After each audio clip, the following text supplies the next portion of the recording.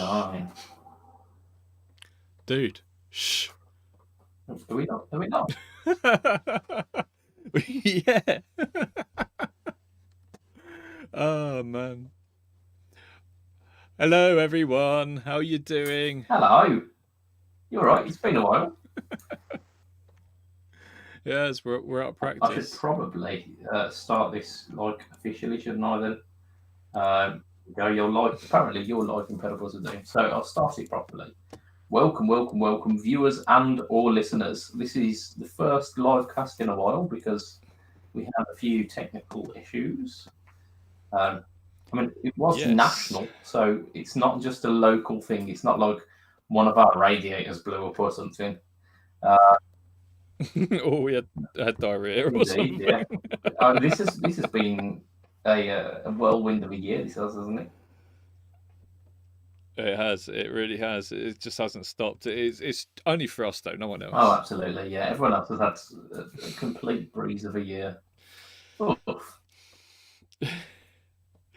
Yeah, Right, man. so Oh, it is episode number 177. And you frozen. Not. This is a great start. Oh, you're back. Hello, mate. Hello, you're Where right. are you? What's going on? Well, yeah, I've been here the entire time, and that's what podcast listeners all hear. Sorry, I mean it's been a hot minute, hasn't it? But yeah, so just checked for the stream. We are there. I obviously can't hear it, otherwise it'd be coming through my microphone. But Lee, it's been a bit of time, isn't it? How are you? How are you, my mucker? I'm alright. Actually. I've been a bit ill. I'm feeling a lot better than I was, but yeah, that's why the news went out a bit late this week, which was my fault really. I fell asleep. It was all ready to go out, and yeah, I was feeling so ill that instead of actually uploading it to YouTube, I fell asleep at about 7 o'clock in the afternoon, in the evening. You know what though? That's your body's way of saying this needs to happen. I need some rest. Yeah. Hey Andrew, how you doing, man? Nice to see you. We've got Mr. Bimson. Mr. Bimson, our patroniser. Indeed. I'm getting nowhere on mine for some reason, but we shall see. Are you not, sir? I'm not. Oh. That's why, because I'm looking at Fret's up one on the PBOD of Doom one. That'll be why. Gotcha. Okie dokie. There we go. Hey all.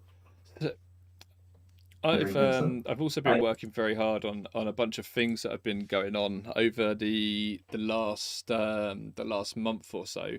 So there was a big show. Do you remember the show in Germany that I went to last year that I didn't shut up about? I do, because I made a bit of a joke about it in the podcast titles, which I was looking at. Yeah, saying that guitar shows are the worst. Oh, the fun we have. The fun. But we miss them now, don't we? Oh yeah. But they did it online this year, and we did a big booth on it with Tonepedia, and it was kind of like just get everything done and dusted really, really quickly. I had to do a bunch of interviews with people from Jensen, B&G Guitars, Carl Martin, and interviewed Brett Kingman, the YouTuber. Really nice guy. Dude, you're frozen again. I'm not frozen. You're frozen. I wonder why. You're just really still, aren't you? Keep talking, Lee, and we'll make it happen. Okay. So yeah, that was great. We did a lot on there. And really pushed it with all the different companies. That was good fun. But it was also absolutely exhausting. I've been organising a giveaway as well with Tonepedia and doing some Christmas stuff as well. So that's been really, really busy. With Pedalboards of Doom, I've been obviously doing all the latest news videos which we've been putting out, and we've been putting out your video. What was your video? It was you did the analog delay, didn't you? So the analog delay was about 2 ago, so that was probably about a month ago. The most recent one was the acoustic sim versus the Variax. That was good. That was really good. Yeah, it's quite interesting, isn't it? Me and Matt had a chat about it actually, about how like neither sound are bad, but the acoustic sim is bad. the acoustic sim sounds like a piezo pickup in an acoustic. It's got that really kind of dry and really direct sound, and you can work with that. But it's a sound, isn't it? It's a sound, and it doesn't sound like a natural acoustic. Where the Variax does a lot more, but obviously the Variax one, hands down. I don't think there's any two ways about it. I just don't think that the one on the Helix sounded good at all. Honestly, I think it sounds like an acoustic plugged in, and if you're playing in a live situation, that kind of really processed and thin sound can actually cut through really well. So it might have a bit more use than you envisage. But if you are playing it, clearly, like there's one that sounds a bit like a facsimile of an acoustic, and then there's one that sounds like an acoustic, isn't there? Yeah, I look. This isn't a dig at the Helix, right? Because I think that the one coming through the Variax is possibly the best acoustic coming from an electric I've ever heard. So yeah. I mean, they are good, and that's something to say. And I chose the model which, to my ear, sounded best as well. So it was giving a really good representation of the Helix.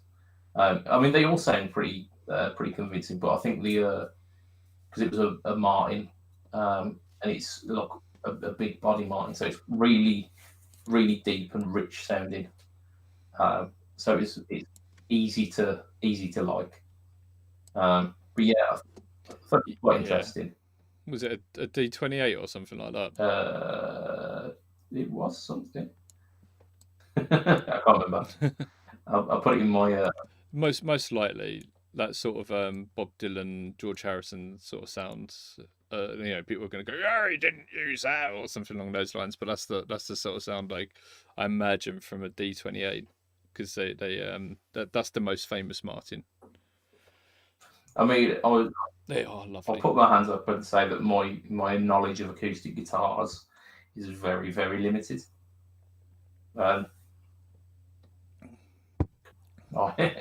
Yeah, me if too. I have money to buy an acoustic, buy an electric.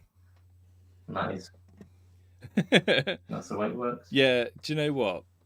Joe, I have to my ear do sounded a best lot as of the well. descriptions, and I have to do the descriptions and these sort of things for the new instruments and new pedals and that sort of thing on Tonepedia, and that includes the acoustics. And every time we have a new acoustic I've got around, I'm just like, ugh, because I'm the same as you. I know a lot more now, but oh my god, I really didn't.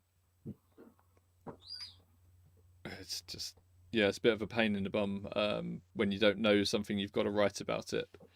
But shit happens. Worse things happen at sea. That they do. So pedal boards of news this week. You got a few tasty picks there, haven't you? We've got one which is especially pedal boards of doom friendly. Yeah. Hopefully Stu pops on and he can tell me, no, you're talking out your ass about certain bits and pieces in the comments or what have you. But yeah, it's really this, isn't it? Hang on. Let me just go on to there. So it's this. This is the bad boy. This is the Siren Scream. When I when I first had this, it's got to be over a year ago now.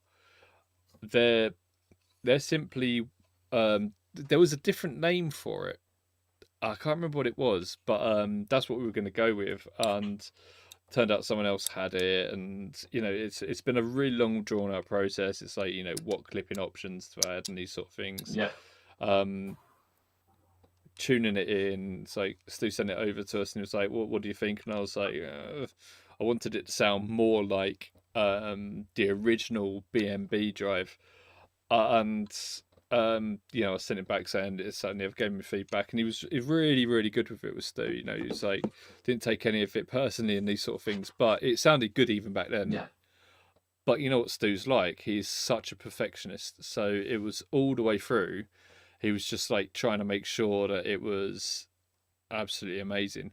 And for what is a high gain distortion virgin on fuzz, because that's what rats that's the territory they sit into. This thing is silent when you've got it turned on, even when you turn it right up. I did a demo of it. I put it out, and I did that in the demo. I turned it up to its highest output setting with like no transistors or whatever it was. Turned all the knobs up, and you can just barely hear the faintest. Just the build quality is absolutely bang on, and that's the same with all his gear, isn't it? It is. Yeah, he's very very fastidious when it comes to the circuit design. And the BMB before it was designed and redesigned, and every time he learned something new that he could increase the quality of that circuit, he made it happen. So he's taken all of that kind of knowledge, putting it in with this as well. Yeah, absolutely. It's just so good, so bloody good. I love it. Yes, I'm so glad to finally get. I've for months and months and months now. I've been like, Stu, when are you releasing the bloody pedal? Come on, man. Come on. When's it coming out? Well, come on. When are we doing this? And to show you the chat, it's just on endlessly. Come on, man. Let's release this bloody thing. He's had this ready. For me, he's had this ready for about 6 months, but for Stu, it's not quite been right. And finally he's like, I can't just keep tweaking it. Yeah. I've got at some point I've got to put it out, and I'm like, I know. Yeah. So he's gone and done it, and I'm so bloody glad because it sounds amazing. In the one with the with all the goodness in it, which is the quietest setting, which is actually a normal pedal volume, because when you put it into the other two, it's super loud. But when you put it into this one, I put it on there, A/B'd it with my 87 Rat, got them sounding exactly the same. It's just that's so good. Definitely. Yeah. So I can take my old Rat off the board now that has funny power requirements, because it's got the funny like headphone jack style power. I can take that off the board. I can put that into my little vintage collection, not have to worry it anymore, not worry it's going to break or anything like that, and I can put this on and know that I'm going to get exactly the right tone. Beautiful. Yeah, and there's been a few videos drop about that this coming week. Like on Thursday, there was about three videos dropped. I think there was Lee Fuge. Boogie. There was Dip Switch demos as well. So it did an absolute fantastic one, and then there was obviously the pedal boards are doing one as well. And then shortly after that one, I think it might have been yesterday or today, Marcus Deluxe as well dropped one, which was brilliant. So lots and lots of. He was loving the low gain settings on it actually, which when I played the BMB, I was loving up those settings. But there is something about it where you just crank everything up to maximum and just have a bit of fun with that. But you can still do it. something weird's happened with your camera. It's just moved, and I'm like, what's going on? So, forgive me for looking. I just looked up at the OBS, and I'm like, hang on a minute, why is he taking up 2/3 of the bloody screen? Don't know. I mean, I can assure you, my camera hasn't moved. I've been watching it the whole time. It's there. But yeah, he's so Marcus was doing some kinds of like Biffy style riffs with it, and it sounded like mega. Like there were those guys like Lee Fugue was like rock, and then like doing the Biffy style stuff as well with the low gain settings. So like it was covering a whole bunch of territory with just this one pedal. I'm quietly excited for when I get to try one. Yeah, I'm sure Stu will get one over to you at some point, so you can have a bash, because it's. I still say, though all of his pedals are so very, very good, the Brexit was his best pedal, because for me it really fit what I wanted. It was that sort of 80s metal sound, 80s going into 90s metal sound. You could do everything from Slash to Zakk Wylde and that sort of thing on it, and I love playing like that. I really do. Give me that and a wah pedal, and I'm away. I'm gone We've for just had days. Stuart show up in the chat. Hello, Stuart.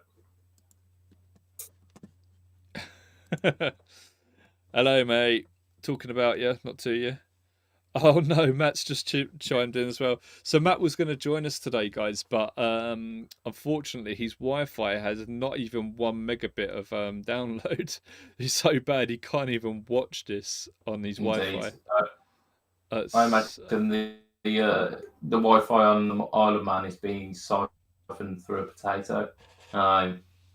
So I reckon yours ain't far off it. Well, out of the two of us, who's been having internet issues recently? So, as in today, you? I haven't been having internet issues. Absolutely pristine internet. Yeah. I'll have you know. But that's the reason we weren't. That's the reason we weren't in last fortnight ago, was because I literally for about 3 days had no internet whatsoever. It might have been even 5 days. I can't remember now. I know it took me out of work for a couple of days, and it happened over the weekend, so it must have been 4 days at least. Yeah. I just couldn't do anything, and all our TV we watch is through the internet. So we've got like the Virgin boxes, but they require an internet signal to give them a good signal. Otherwise, it's all blocky. Yeah.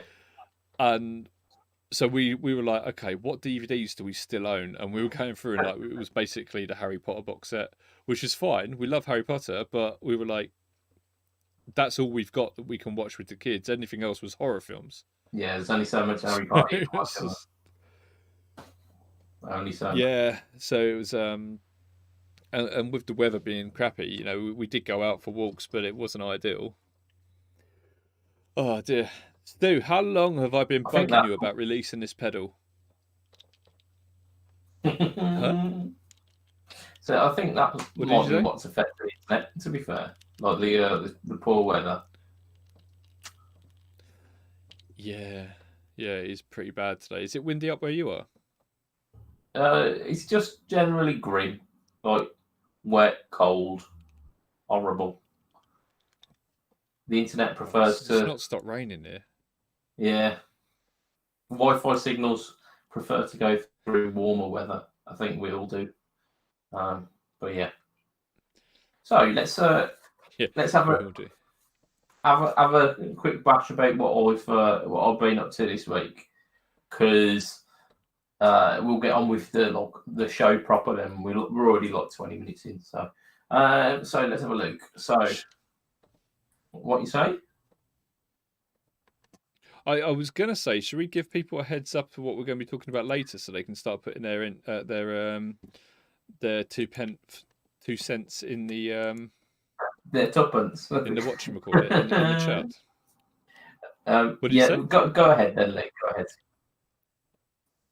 All right. Okay. So in a bit, we're going to be talking about. There's a few things we're going to discuss, but one of them is going to be our desert island rig. So we've got to choose how many pedals?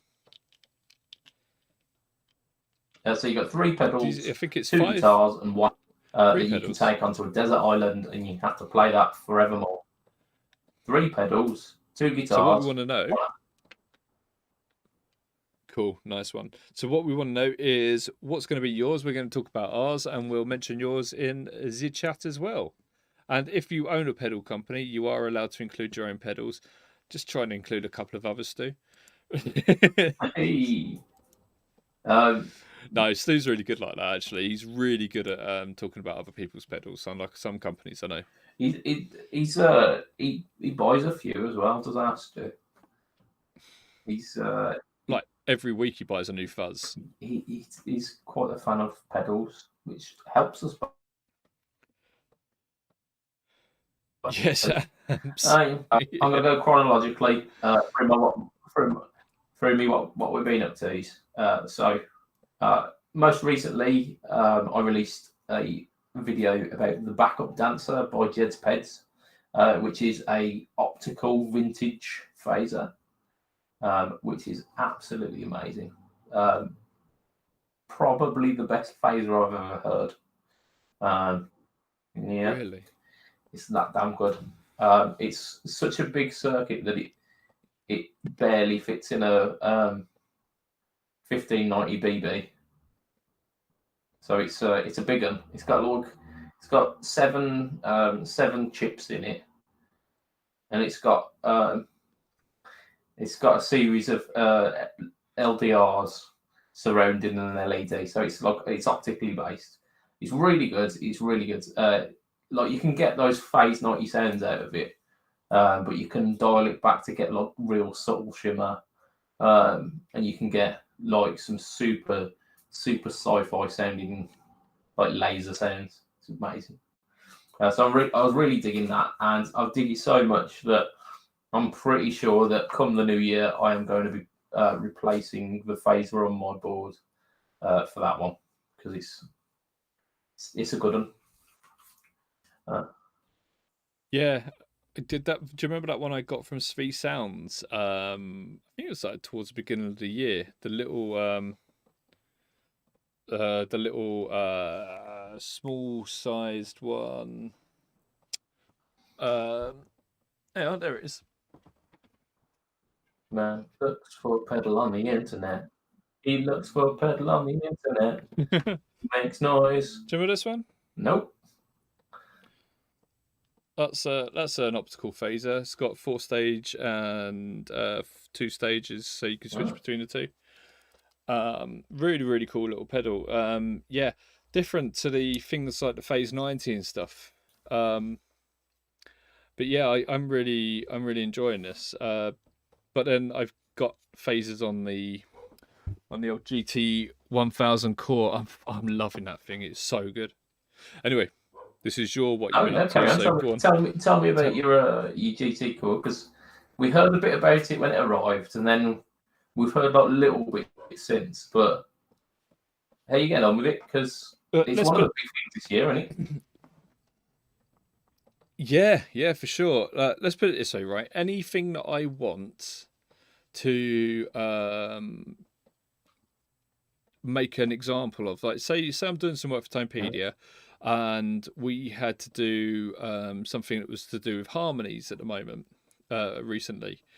So a harmony pedal, and we were talking about playing styles, because when you're doing a playing style of a harmony pedal, you've got to make it so you can do a playing style that you can switch from major to minor. So you've got to be really clever with that, because you can't put thirds into it, for instance, because that third's not going to be relative to when you go over to and sevenths and these sort of things. So we were throwing ideas backwards and forwards, and because I didn't have that exact pedal here, it's fine. I'm just like making an example of it on that. Anything like that. If anyone saying to me, I'm trying to think of how to use this sequencer, I'm trying to work out how to use a bit crusher or something like that, don't worry, I can go over it. I don't actually have to have the exact pedal. I've got almost the exact pedal in that, and it's been so bloody helpful.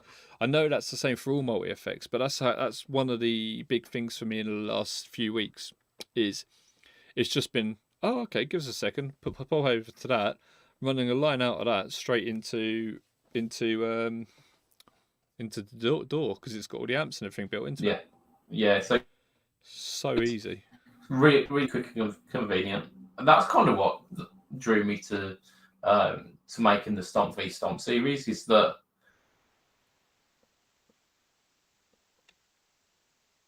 I could pull up many, like there's every version of modulation, and for some there's like 2 or 3 different versions of it.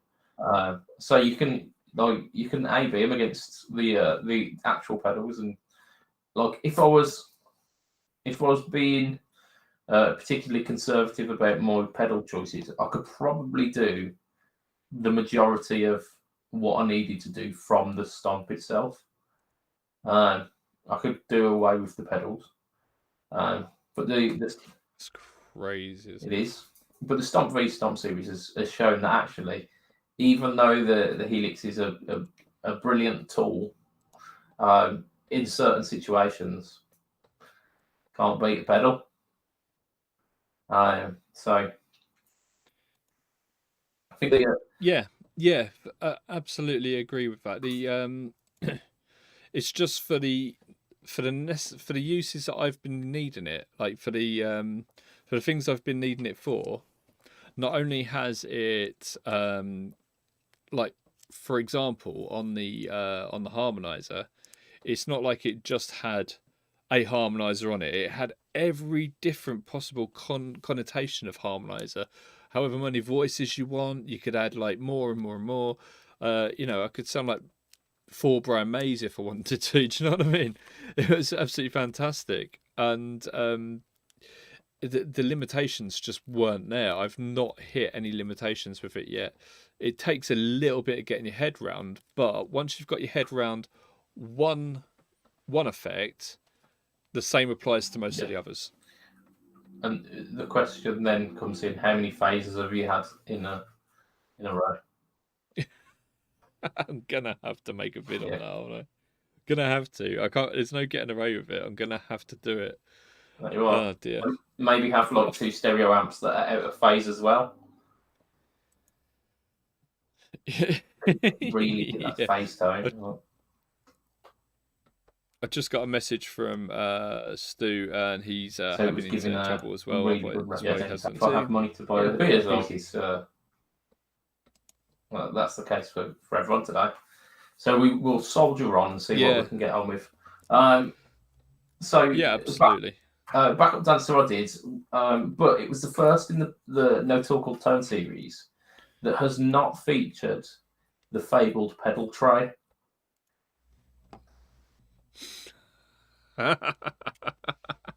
I'm so glad. I love it, but I know, oh my god, it's a wonderful bit of nostalgia, but it's not quite professional, is it? I've upped the game again now, so I've increased that. I've had Marcus Deluxe's like mini pedal boards, like the little display boards. I've had it for probably about 4 or 5 months now, and I've never quite been brave enough to take that step away from the pedal tray. But this week was that week, and we showcased the Marcus Deluxe little mini board. Let's give them a shout out. Have you got it to hand? Do you want to show people? Because they're awesome. Them little things. Give me a sec. I need to move. While he looks for it, let me describe what this is. So it's like a 45-degree upright pedal board. So it's for YouTubers and these sort of things. Not necessarily just for YouTubers, but like if you want to experiment with your pedals and these sort of things, it's handy to have it there. It looks really neat. And Marcus, if you're listening, man, or you're watching this back, you should check this out, because they are. Well, you should check this out. Of course, I'm telling the guy who makes these that he should check these out. That's it. How have you found it? Have you found many uses for it other than just demos? I think theoretically, I could probably do like a mini pedal board that I could take to a guitar practice, like a band practice, because I'd be able to fit maybe like three Boss style pedals on there, or maybe like 5 mini pedals, and I could get away with that.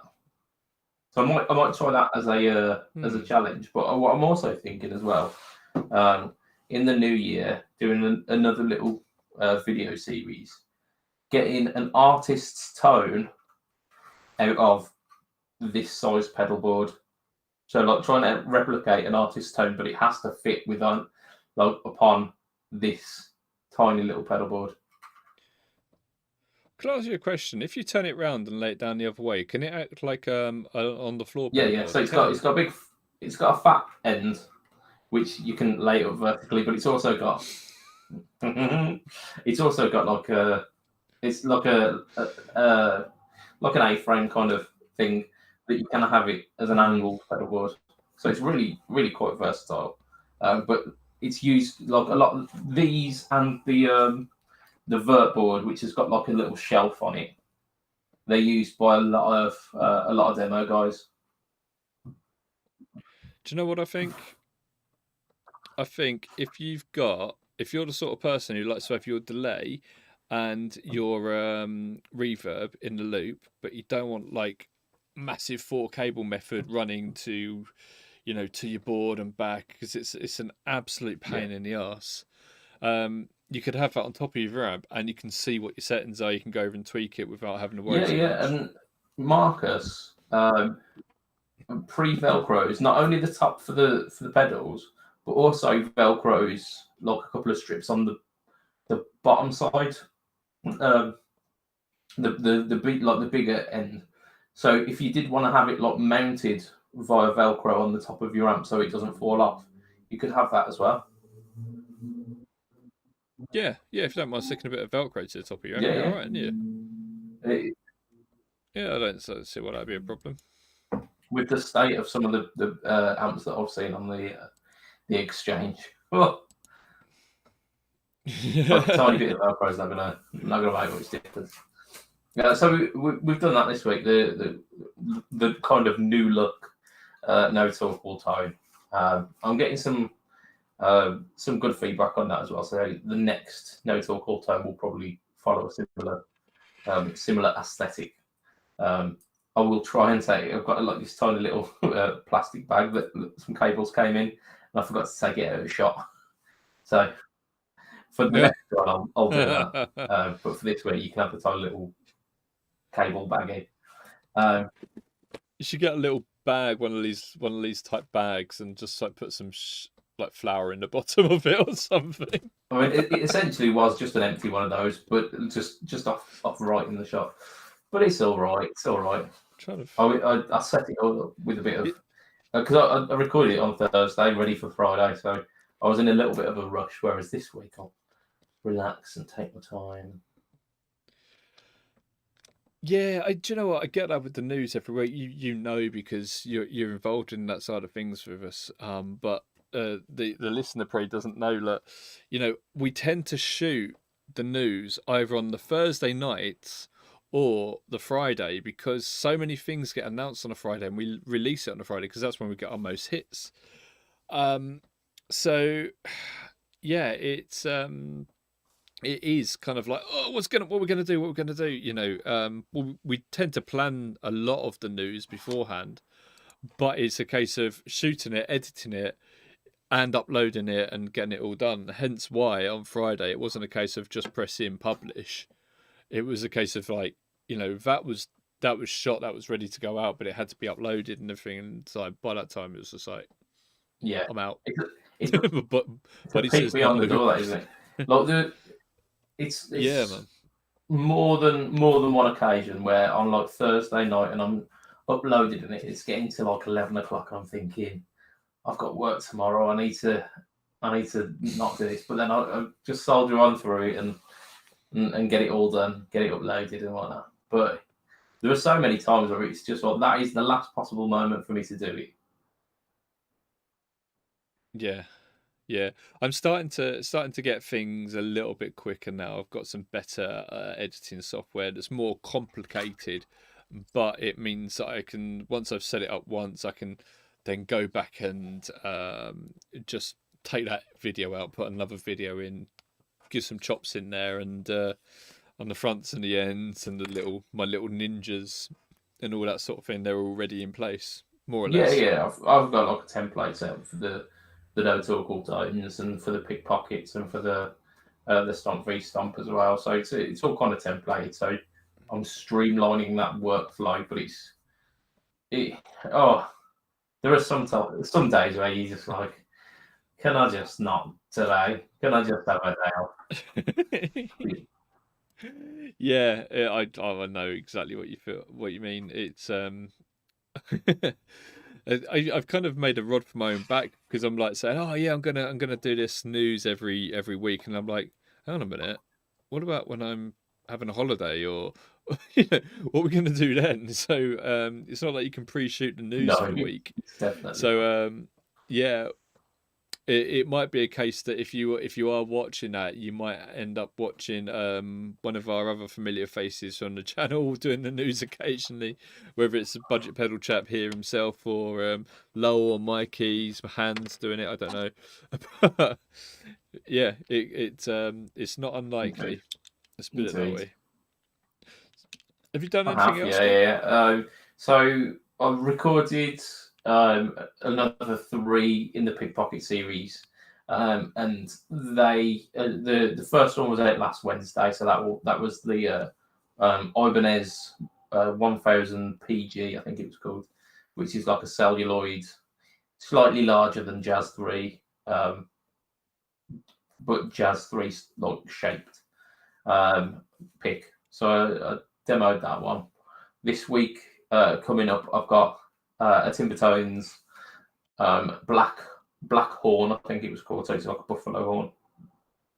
And then just before Christmas, you should be getting Purple Heart Trident's pick as well. And I think cool. they schedule either on a Monday or a Wednesday, and I can't remember. So you'll have to check. But they're up for premiere, so you can see when they're going to be released. Yeah, That's they're cool, man. That is they're perfect for when you're on the shitter because they're like 2-3 minute videos. So you need to just check those pics out. Love it. Oh man. So Dear me.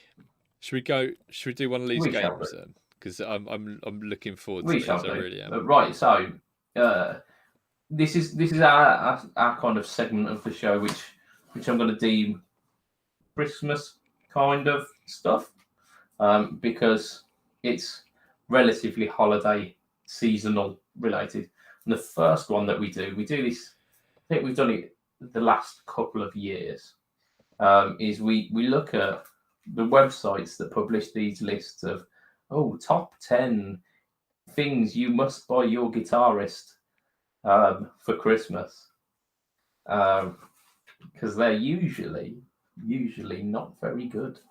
So we'll kind of pick a few of these apart and potentially give our own suggestions as well. So the first one comes from The Vault, a website, The Vault /Music Arts.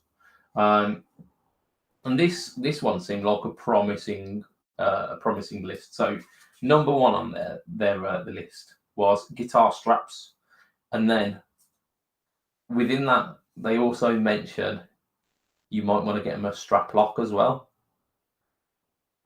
So I'm thinking, yes, this is a legit list, and to kind of to bring more of a legitimacy to this list, a few of my guitars over there, I think maybe 2 or 3, have got straps that were bought as Christmas presents in years gone by, and I still got them. They're still useful. They're still on my guitar. So number one on the list, big thumbs up from me. Right, number 2. microfiber cloth or cleaning solution. Thinking again, yes. You're not too convinced. Yeah, do you know what? I've got friends whose guitars build up, stuff between the frets really, really badly, really, really quickly. It's just like, they're always cleaning them off Yeah. and these sort of things. My guitars don't end up like that, because I guess I'm not particularly sweaty or whatever. I know some people really are, but I don't have to clean my guitars very often. So I'm quite lucky like that. But I guess if you are one of these people who eats with your fingers or whatever, then No. you might, yeah, no, if you are one of these people whose guitars get particularly filthy quite easily, then yeah, all good and well. The microfiber cloth's quite handy, I suppose, if you're in a dusty environment. I'm in a studio, that's where all my guitars are, so they don't get particularly dusty. Yeah, I mean, for mine, it's the like, because I'm very similar where my sweat doesn't really do much to the guitars. I don't really sweat too much when I'm playing it. I mean, like, I think the strings that are on my that are on the Variacs are like the first set of strings that I changed on it. So they're probably about 8 months old, and I've used that for every demo pretty much I've done in the past year, and they're still going strong. But the I know people who have to change their strings, every couple oh of yeah, gigs, and it's like, man, I really feel sorry for them because they spend you can literally see that their strings rusting, and it's like, mate, are you buying iron strings? What is this? So yeah, my strings tend to last quite a long time, and also I've got quite a lot of guitars, so I don't, because I played them yeah. all. It means that it kind of spreads the usage out over lots of different strings. So I probably do buy quite a lot of strings in terms of, because I've got lots of Yeah, guitars.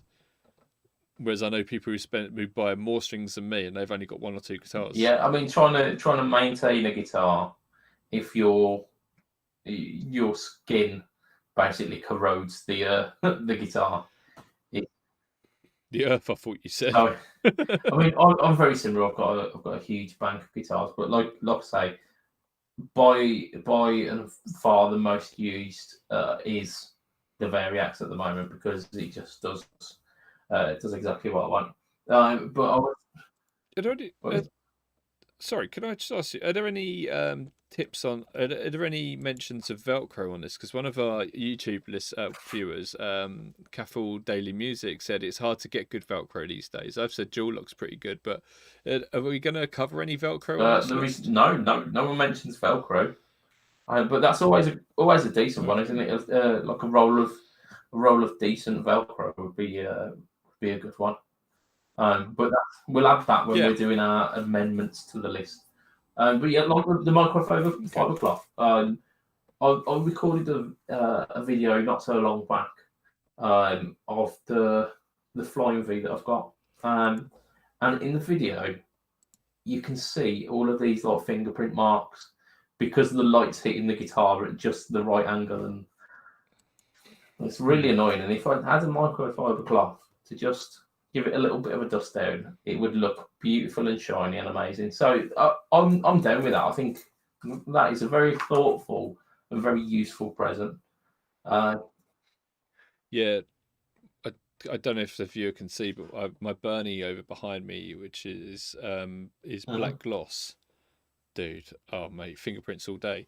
And then you've got my proper Les Paul here, and you can't see fingerprints on there for love nor money. Yeah, I mean in the flying V's defense, no, not defense. Like it is a gloss black guitar, so it's prone, but yeah, something like that would be good.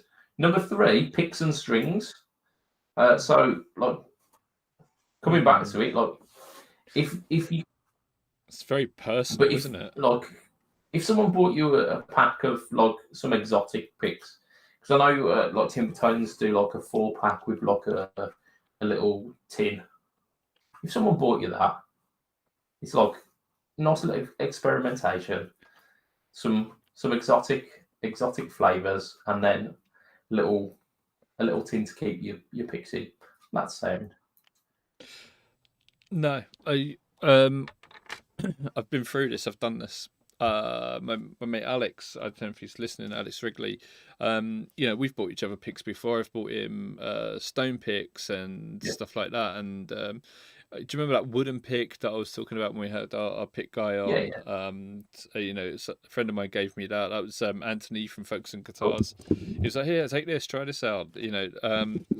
And I played with him a couple of times, and I was like,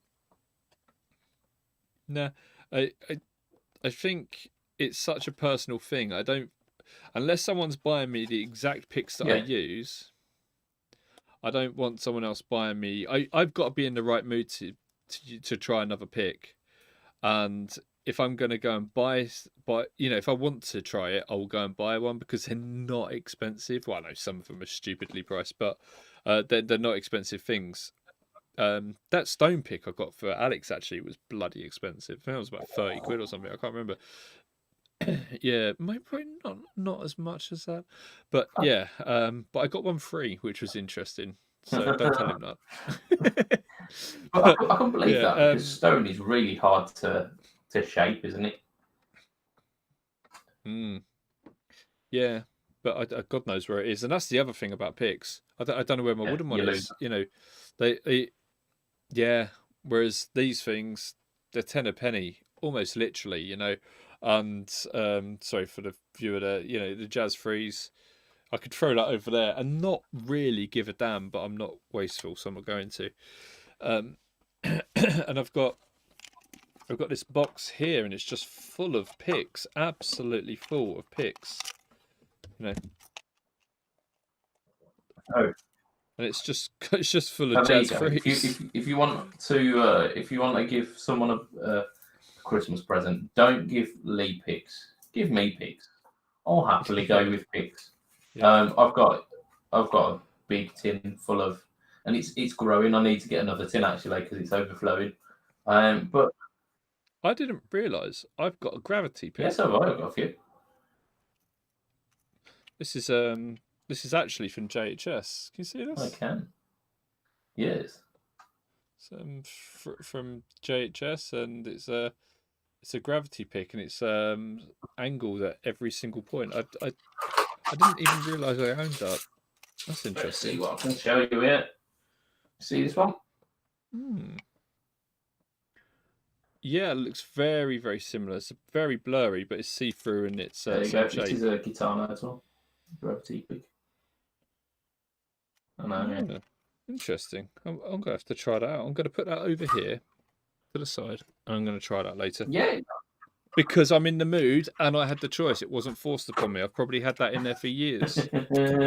All right. But if someone bought you a pack of strings, like if they knew, like if you told people your gauge, and they bought you a pack of strings, you'd be like, "Yep, sounds that's all right. That's nice." Or are you picky about your strings as well?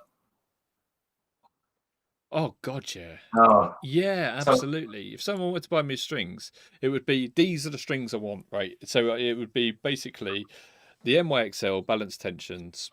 That's what I want. 10 to 52s. That's what I want, really. That's what I want to be using. I've never been happier than with them on my guitars, and I don't think any of my guitars have got them on at the moment, and it is. Isn't it 10 to 46? With the balance tensions.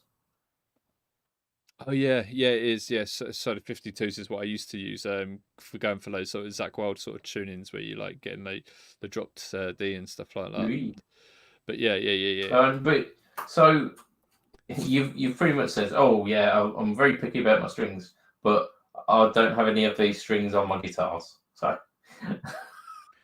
yeah, and it's bugging me. That would be a perfect Christmas gift for Lee. Would be like a 10-pack of balance tension, Yeah, 10 to NYXLs. 46, not 52, because the balance tensions only do it in standard gauges. Yeah, so you know, if anyone's listening that works there, just send me over one of those massive boxes. If you see those boxes that they have in the shops, and you kind of like, that's what I need. I just want that. To be fair, I need to get some more guitar strings. I should have put them on my Santa's list this year. Should we get an endorsement for our YouTube channels from like Dario or someone? Yeah, to be fair, I'd go for like I've used Dario, I've used Anyball. I've really been liking Roto Sound. I actually know the guys over at There Roto we Sound. go. Get us in, mate. Get us in. No, because they don't do the balance tension. They laughed when I said about balance tension. They were like, all guitar strings are balance tension. I was like, yeah, no, they're not. I think the balance tension sets are like the string gauges are altered, aren't they? Because they've got like a 13.5 gauge on one of them, which is yeah, it's just it's more evenly spread out, so it just feels so much fluid. It really does. It just feels so much nicer, and playing chords even feels nicer when you're strumming and stuff. It just they should all be like that. That's what I want. I want them all to be like that, and people, because we're so stuck in our ways as guitarists, they're they're just not. Yeah, I think I've still got a few sets of balance tensions on a couple of mine. I moved over to just using whatever. I went through a phase where whenever I'd go into a guitar shop, even if I'd just gone in to have a look around, I'd buy a set of strings just to kind of throw them a book and keep them going, even if it's only a little bit of money their way, just to keep that experience thing, because I don't want guitar shops to be online. I do like them. I do like online guitar shops, but I want to still have that in-person experience. So I've got some random sets in my little cupboard. I've got an Opti Web set. I've got a Jim Dunlop set, Paradigm set, the Dario MYXL, the ones in the black, or are they just the NYs? I can't remember the newer ones that are like a tougher composition. So I've got a few of them. So the next couple of restringings of my guitar is going to be very random. But hey ho. What was next on the list? I'm really eager So to know. Also, talking about picks and strings is probably going to lose us viewers. Yeah, we all use them though. We all use them. Yes, I know. We all clip our toenails as well, but we're not talking about that. Clip our toenails. You're like, funny enough, the next item on the list is. No, it's this is where the list lost me, because I was thinking this is a pretty solid list. Even if you don't necessarily agree, it's pretty solid for like a good number of guitarists. Number 4, unfortunately, Christmas Songbook.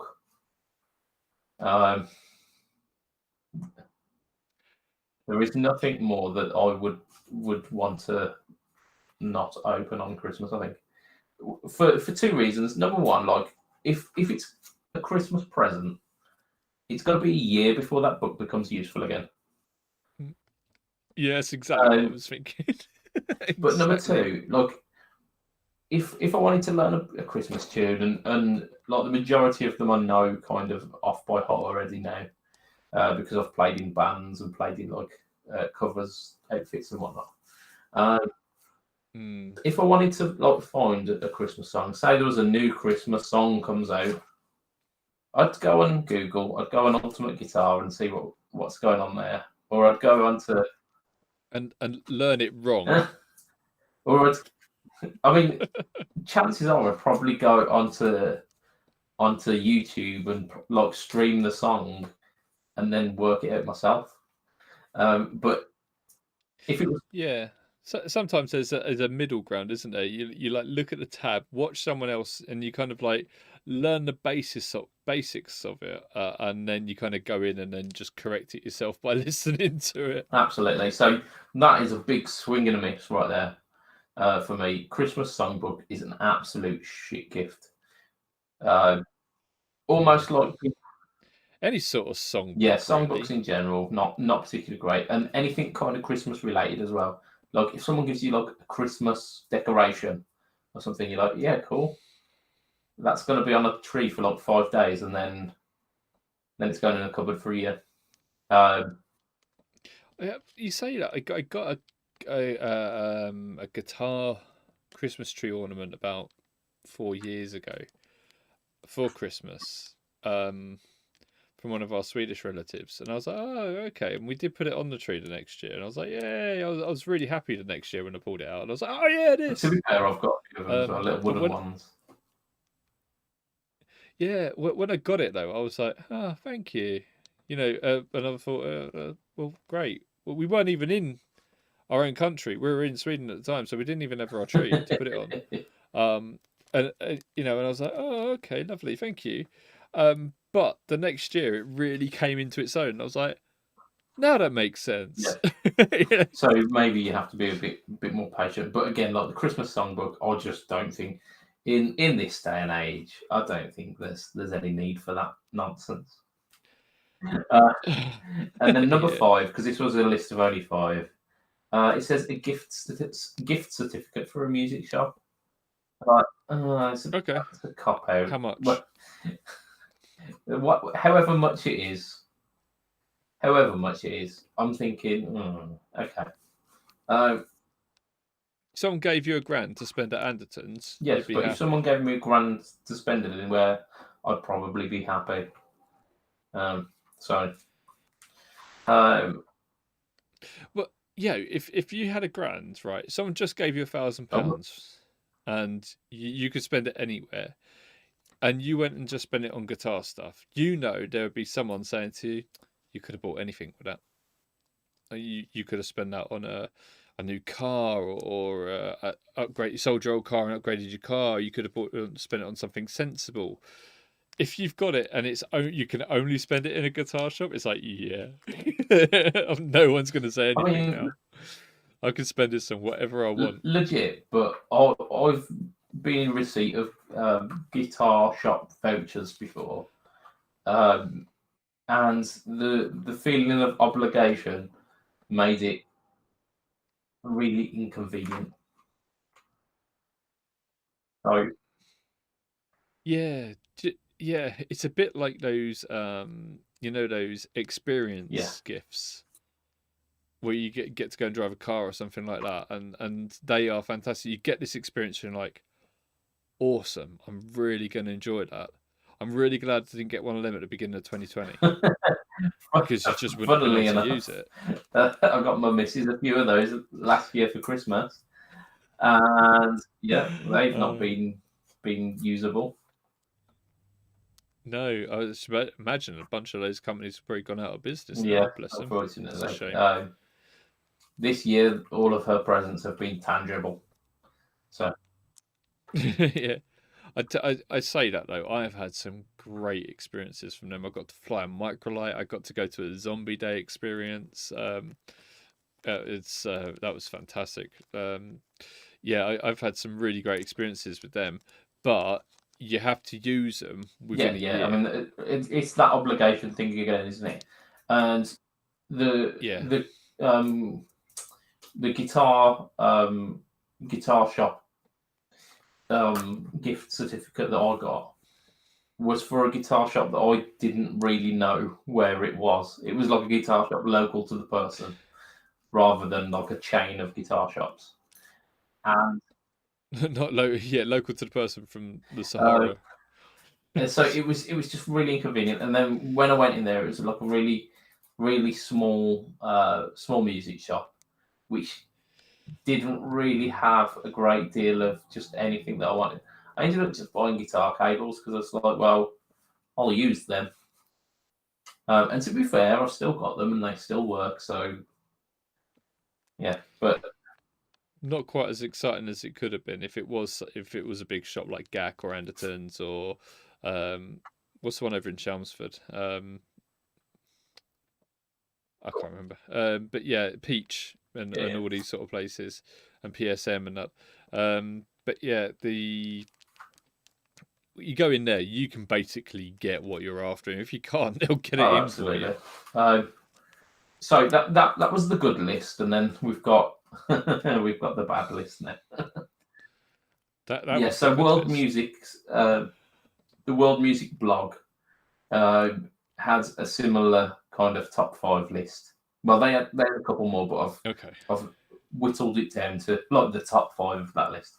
So the first one was Right. a card game called Mixtape, which I only got their blurb from it, but it was like vaguely music related card game. I'm like, okay, this isn't a great start. We've had a comment from my friend Matt Peter Fry, who is part of Picasso pedals over down in Australia, pedal Picasso, sorry.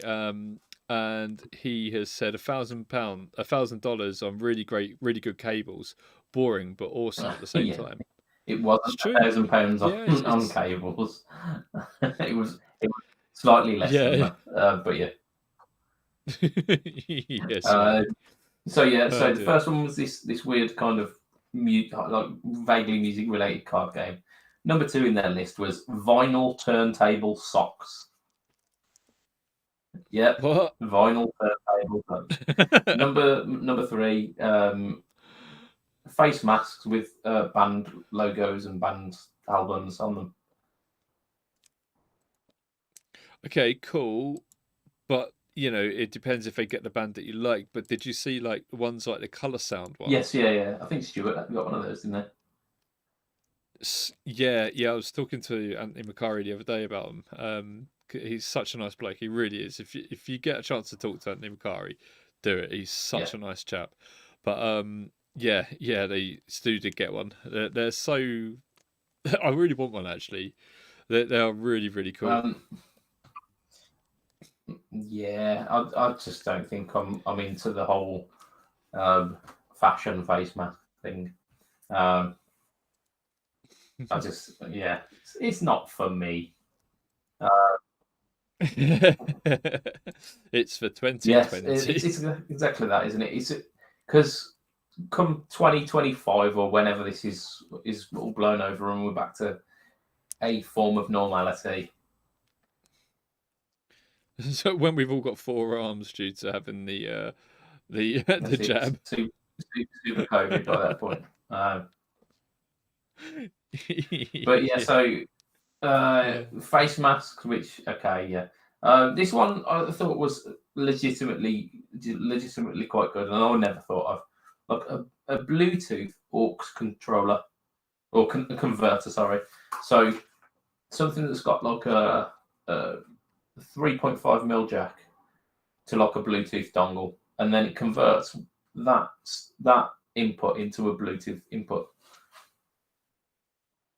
Yeah, you get them for cars. So if you wanted to be able to use if you got like say a '97 Volkswagen Fox or Polo or something like that, and you've just got an aux input or whatever, you can get them for your car and you can pair your phone. Yeah, like back in the day where you used to have like a tape that had a cable coming out of it, and then it had an aux cable at the other end.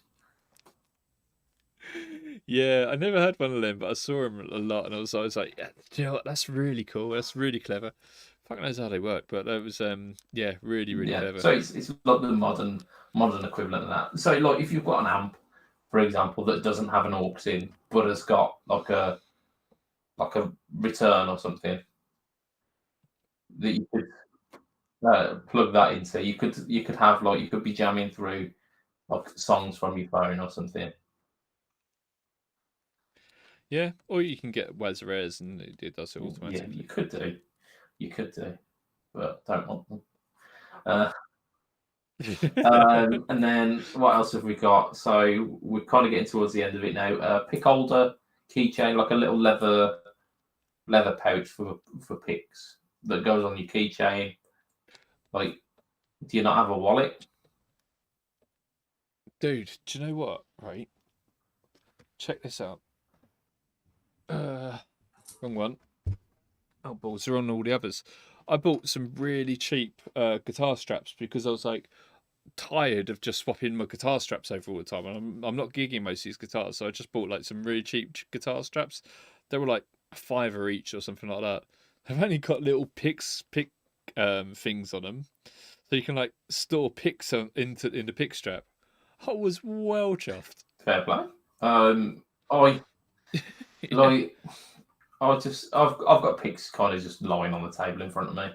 I never really need carriage for them, but if I do, I keep them in my wallet anyway. So, and I'm not entirely sure how much I trust a little leather wallet thing attached to my keys. I've always got them in my little pick pocket on my jeans. Always got picks in my pick pockets on my jeans. That's a product placement there. Watch the Pickpocket series now.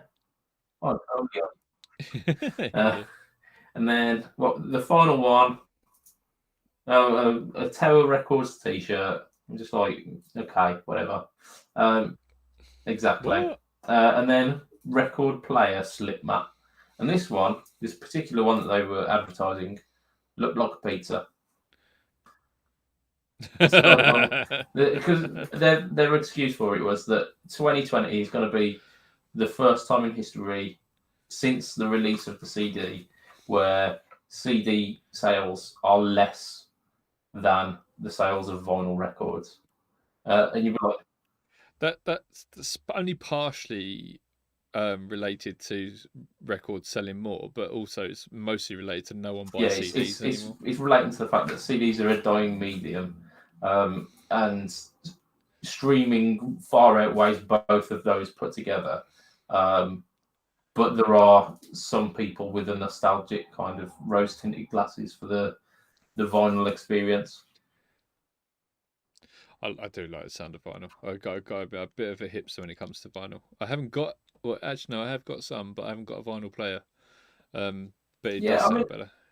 I've got a few. I've got some classic albums. I've got Z4. I've got, funnily enough, I've got Back to Black by Amy Winehouse because I absolutely love that album.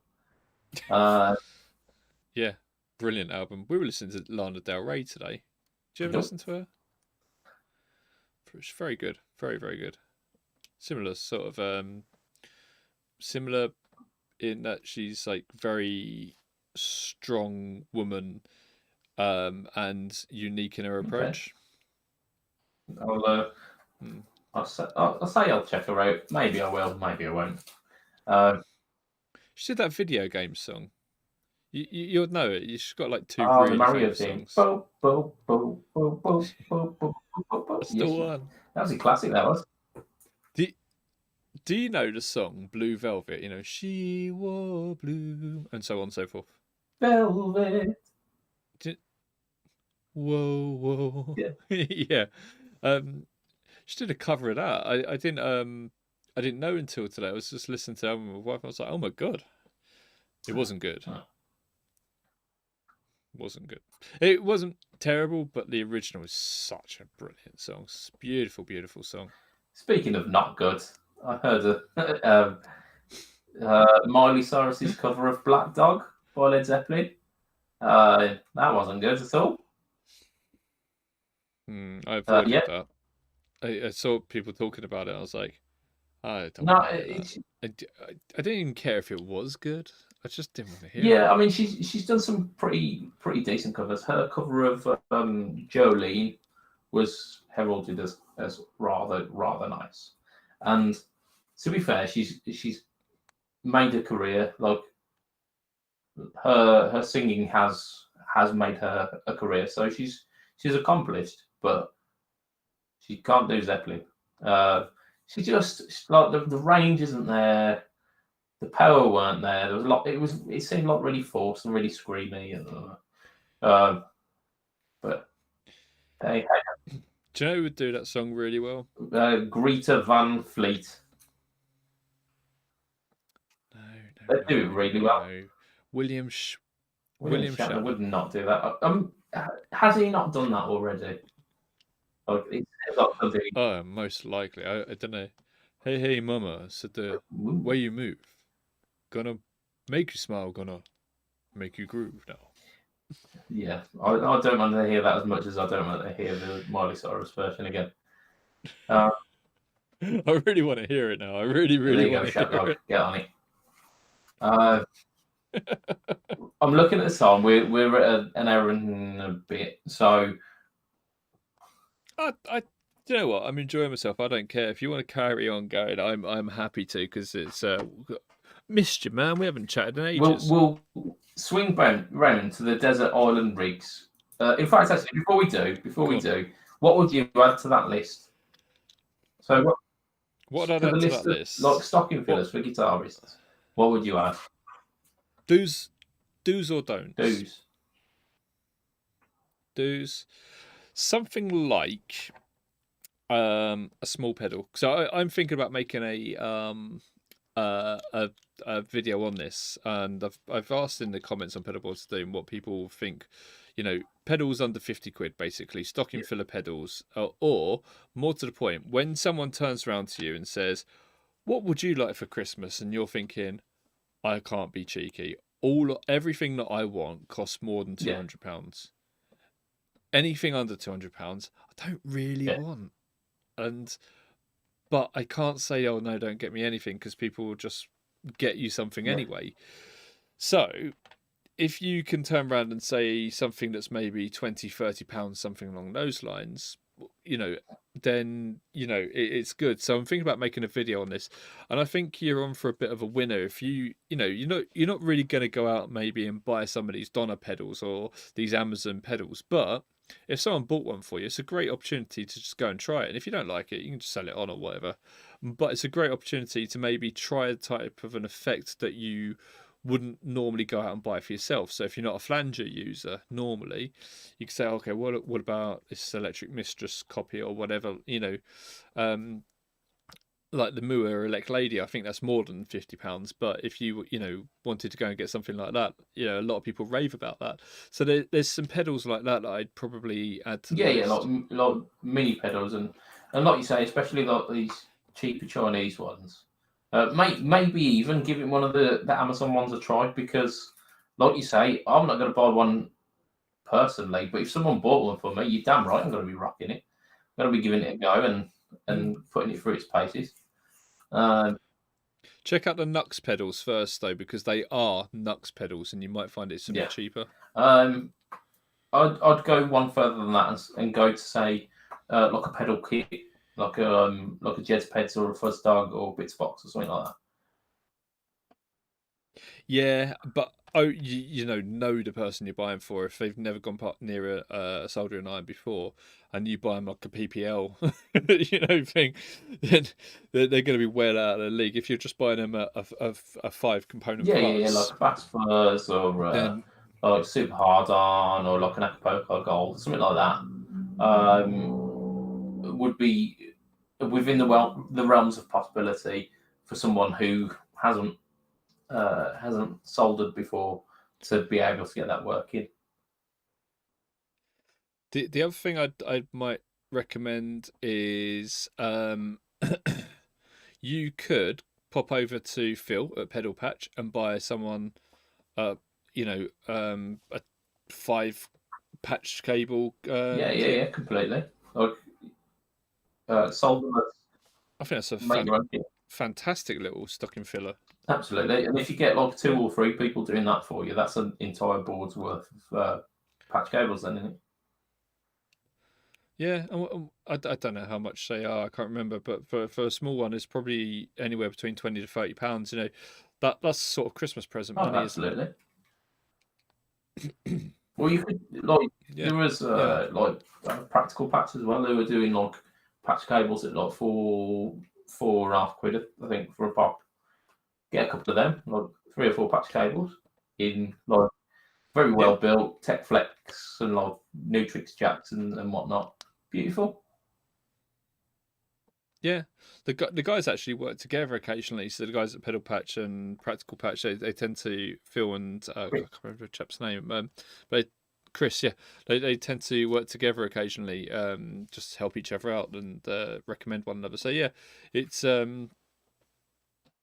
it's worth. You might be able to get a bit of both. And it just like just to mention like that, like I think Chris did that on a bit of a sale actually.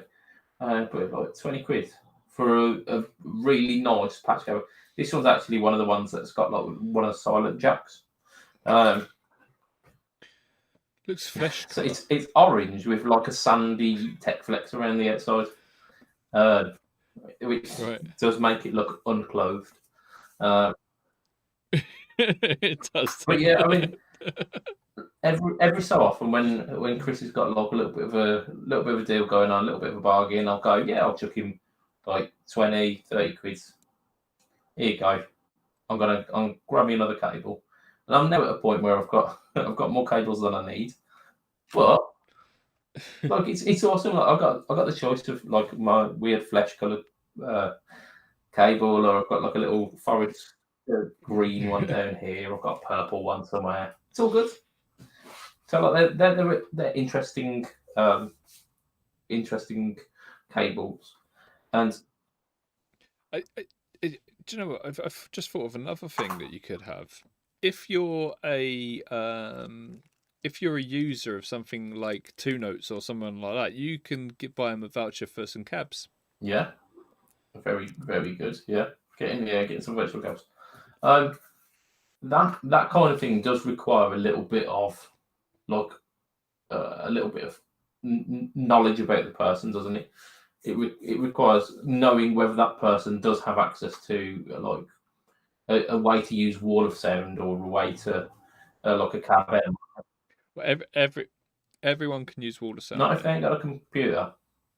If and then they're probably not watching this. This could be watched on a phone. Yeah. So there are those people who don't cross computers with their guitars, but for the majority of us, we'll be able to boot up a DAW. We'll be able to run a plugin. I've got Wall of Sound on my computer, and it is a fantastic program. If someone were to buy me like a couple of the virtual cabs on that, absolutely banging. Yeah, I think the other one would be some sort of looper pedal. Because you, especially on reverb, I think especially for newer guitar players, everyone wants to try a looper. Completely. But there's like a myriad of different pedals within that kind of under £50 mark. One that I mentioned last year and that I will keep mentioning until the day I die is the Polytune clip, or the is it the Monotune clip or the Unitune clip or something like that, which is the slight. Oh, you got the Blackout or something like that. So the cheaper one, that like the clip-on tuner that they do the Polytune version, but they also do like the monophonic version, the one that doesn't do the polyphonic, which is slightly cheaper. And they are absolutely fantastic. I got one with I think it was like a subscription to Guitar Techniques, and I got that with that. And honestly, I've used it pretty much exclusively with guitars. Whenever I've been out and about, I've used that pretty much exclusively, unless I've had my pedal board with me. So absolutely banging. They're absolutely brilliant. Right, I think we shall wrap it up with our desert island rigs. I don't think because we've had a few internet issues today. I don't think anyone's mentioned it on that one. But Lee. Yo. Desert Island rigs, 3 pedals, two guitars, and 1 amp. I'm gonna open this one up to you, and I'm gonna let you have either. So you can have either made up of entirely stuff that you don't own to make a completely new one, or has to be made up of stuff that you do own.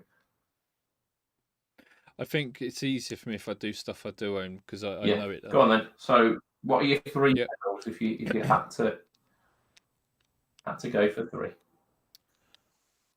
Can they be multi-effects? No, they cannot, because that's cheating, you cheating bastard. But then what about the DD500? Because that's a multi-delay and can do like choruses and these sort of things. So can I conclude that? Go on, I'll allow it because it's Christmas. Like if not, I'll tell you what, I'm not going to include it. I'll go analog, okay? So I'd go for the Cali 76. That's legit. Yeah. I'd go for Siren Screams because I fucking love this thing. Available on PBODsOfDoom.com. PBOD. PBO Doom, yeah. But obviously, if you listen to this, you're a fan of Stu. If you're listening to this, go and buy it through Stu. Buy it straight from Stu. But, you know, you can still get it from us if you want to support us. Whatever. It's there, but you can buy it directly from Stu, obviously. So I'd go for the Cali 76. I'd go for the Siren Screams. And I'd go for the Dalai Lama Extreme. Not going blue box. From Jam. No, I'm not going blue box. Cheeky. Because it's a little bit limiting in what I can do with it. Yeah. It's one sound, isn't it? Pretty much. So.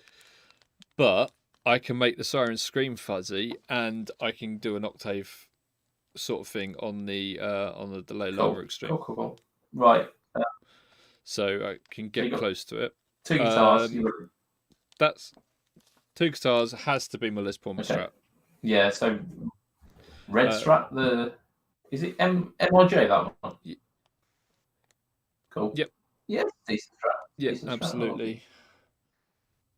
I can get some really heavy tones out of my Les Paul, and I have to have that Strat for that in between neck and middle. I have to have that. I can get my single coil tones on the Les Paul from splitting it, but it sounds more like a telly than a Strat. You've almost got like humbuckers, telly, and then Strat there, ain't you? Yeah, absolutely. There isn't much I can't do with those two guitars. I can't really shred, but I could. I can get close to it on the Les Randy Paul. Rhoads managed it on a Les Paul. Didn't he just? But I ain't Randy Rhoads. And then amp. This is where I'm a little bit torn, because if I can only have one amp, it's like, I'm like, do I go like with the Duchess, or do I go with my Marshall? There is like a third option in there, which is to go with the Cab M Plus, because that has cab emulation and amp emulation, and you can switch the 6L6 around for EL34s and EL84s, so you can swap the sort of amp emulation out that's there on that. So that, but I think that I would go. I know I would go Duchess, and here's why, right? Go on. It's got tremolo built into it, so you got another effect on there, right? It's got beautiful reverb, even though it's digital. It's got beautiful reverb on there. But the Siren Scream, gives me a Marshally sort of tone, and the Fender. Well, the Duchess is a Fendery sort of thing, so I'm getting the best of both worlds there. I would like to go for my Marshall, but also you got the size of it. So yeah, I'd go for Desert Island. You're on a desert island on your own. You think, oh, it's a bit big. It says it's a desert island rig, and you're going, oh, it's a bit big.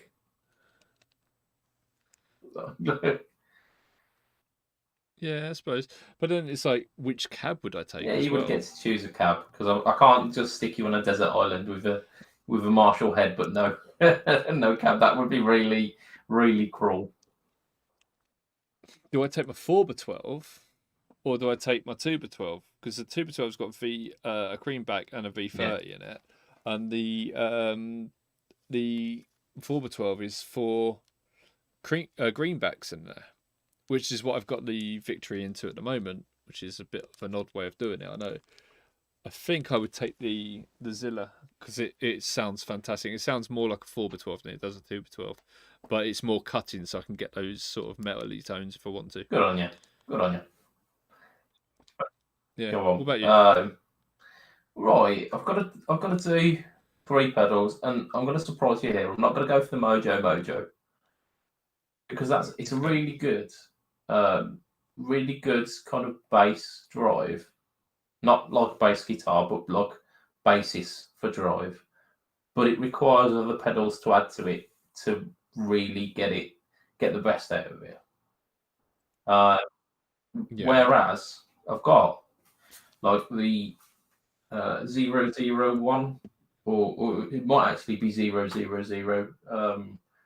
prototype Chef Tone Messiah,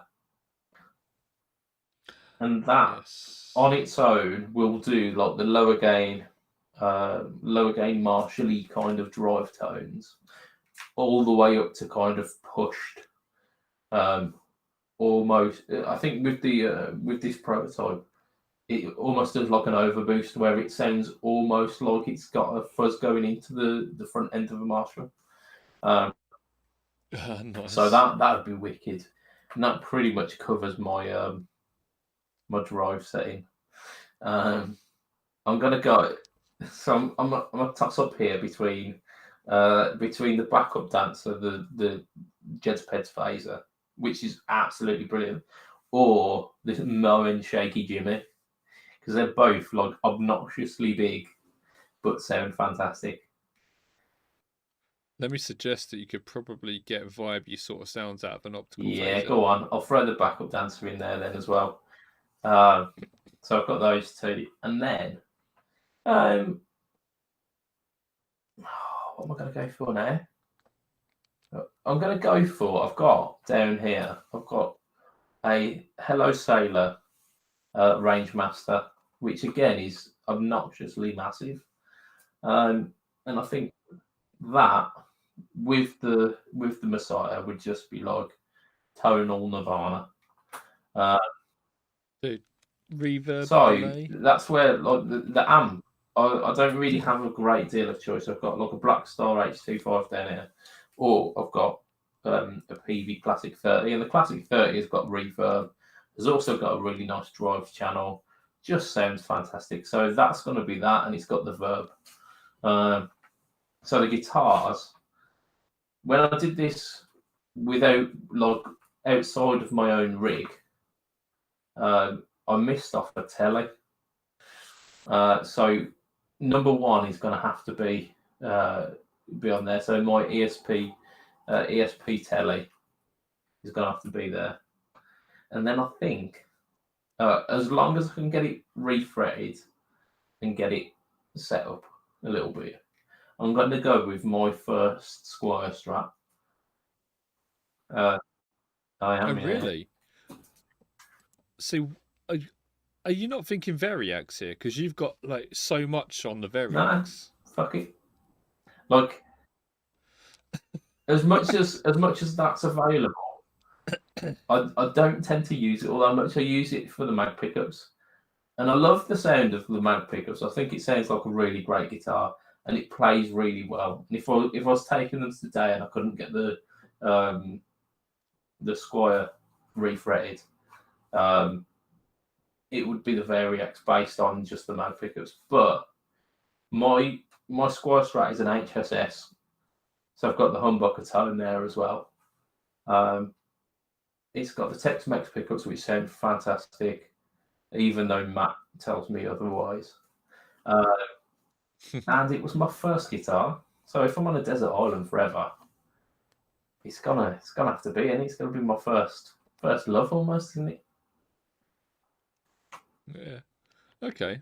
That's fair enough. I do not love my first guitar as much as you love yours. Fucking horrible thing.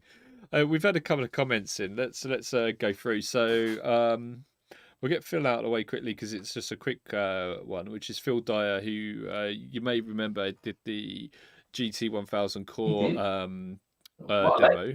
Amazing guitarist. Yeah, absolute legend. Yeah, cheers again. Is a great guy. Phil said, build an obnoxiously big board with obnoxiously big pedals. So you're looking at electro harmonics there, really. I mean, that's pretty much where I went. I mean, because the Shaky Jimmy is almost the size of my face. The Hello Sailor Range Master isn't far off. So I went. Yeah, I've got one over there. It's that sort of size. It's a similar sort of size to this, isn't it? Yeah, kind of BB size, isn't it? Yeah.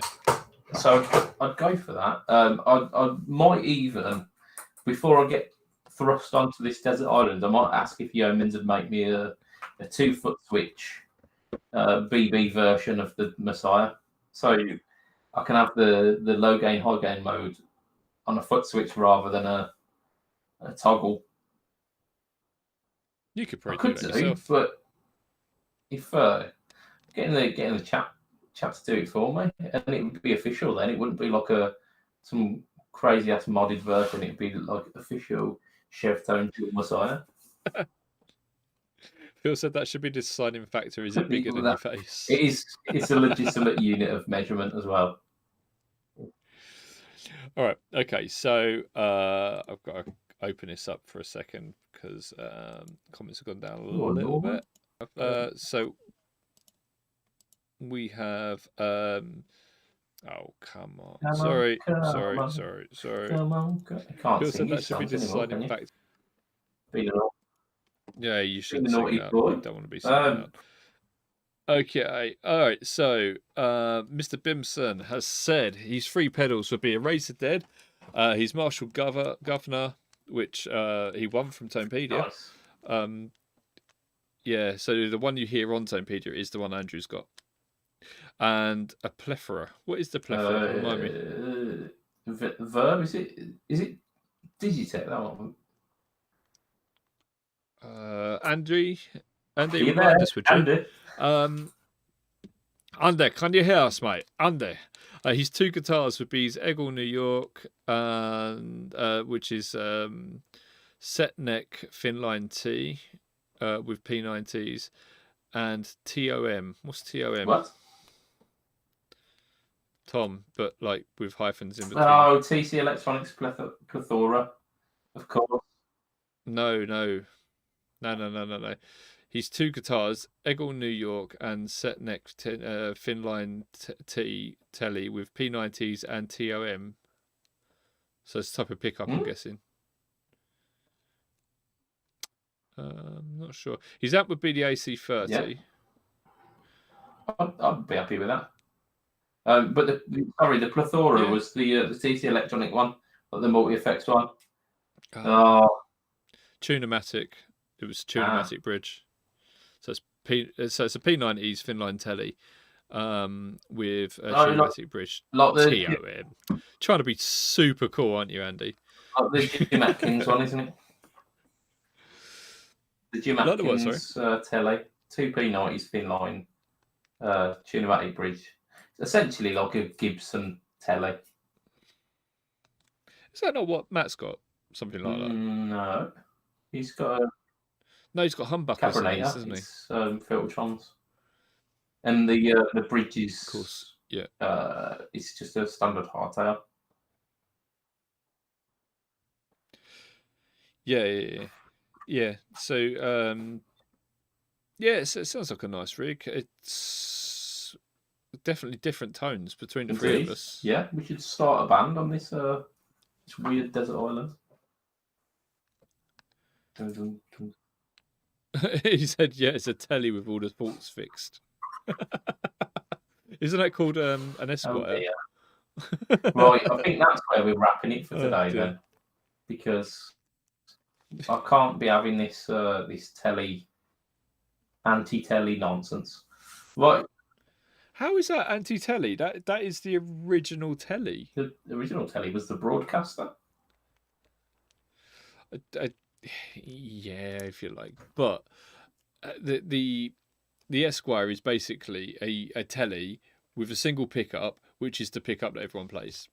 If I was going to get a telly, I wouldn't get an Esquire. Honestly, I don't like paying more and getting less. But Yeah. you do though. You pay more and they take Yeah, you everything can off. always ignore It's using annoying. the neck pickup. Oh man! Before we go, do you know what? Right, I've been saving a little bit of money up. I've been selling some bits and pieces off to try because I want to just treat myself, and I want to get a 7-string, but I was looking around at some other guitars, and I wanted to get a Baja Telly a while Yeah. back, right? And they were going between 300 and Oh, they're 400 like quid. 700, 800 I've quid, looked now, and yeah, they're all I'm like, what? Why have they all shot up in because they're price? discontinued. Oh, so annoying. Yeah, from what I've heard of them, I wouldn't be a fan. Like on paper, they seem all right, but they've got like big, fat, massive necks.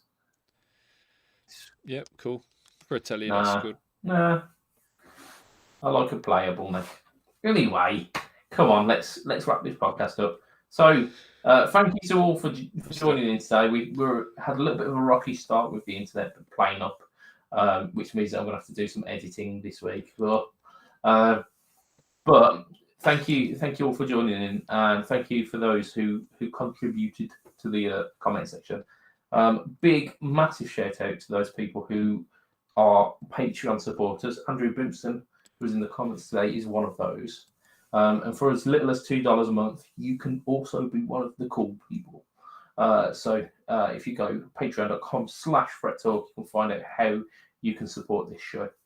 And the people who do currently support on Patreon are as follows: Mr. Andrew Bimson, Mr. Adam Yeomans of Chef Tone Effects, Mr. Doug Christ of 37 Effects, Mr. Joseph Richardson of Joseph Richardson Music and Abstraction Band, Mr. Hugh G. Rection, yes, Hugh G. Rection, Mr. Ben Fletcher of Fletcher Pickups, and Mr. Brian Gert of the Tone Jerks podcast. You always crack a smile with that one, don't you, Lee? Always. I normally go as well. But yeah, I did this time. So if you want to catch me online, it is Budget Pedal Chap at Facebook, Instagram, and YouTube. YouTube is the home of the No Talk Alternate series and the Pickpocket series. And if you go on Pedalboards of Doom, it's also the home of Stomp v Stomp, featuring this guy. And if you want to catch some news as well, you can head on there every Friday and you'll catch Mr. Lee Padabadabadoo doing some news. We've got a few other presenters as well. We've got Mikey doing some absolutely amazing work with a lot of new and exciting gear. I think most recently was the Automaton CX 1976, was it? CXM? CXM, yeah, sorry. 1978. There you go. I was 2 years off. But the Automaton reverb, and oh my god, that sounds so good. I know we're doing the outro, but my god, that sounds amazing. For 900 quid, it should sound bloody amazing, but it does sound awesome. Indeed, yeah, and who better to demonstrate like the possibilities of it than someone who pushes those kind of musical boundaries, which Mikey does absolutely fantastically. He doesn't stick to one instrument. He seems to be able to play them all. And it's the demos come out absolutely fantastic. We've got Lowell doing Does It Even series as well. So Does it even? Sorry? Well, it depends what pedal. We've had Does It Surf, Does It Doom. I think at some point we might even have Does It Even Dad. But you need to wait for the new year for that to happen. So does it even? Oh, that'd be awesome. Yeah, maybe if we poke him. Yeah, come on. Yeah, do a special. So that'll be us for this week. So from myself, Mr. Budget Poke Chop, from Lee, say bye, Lee. Hey, goodbye, It will everyone. be a tatty bye and good night for this week. Bye. Till out of it. See you later. Bye. I haven't stopped yet. I can't find my cursor. There it is.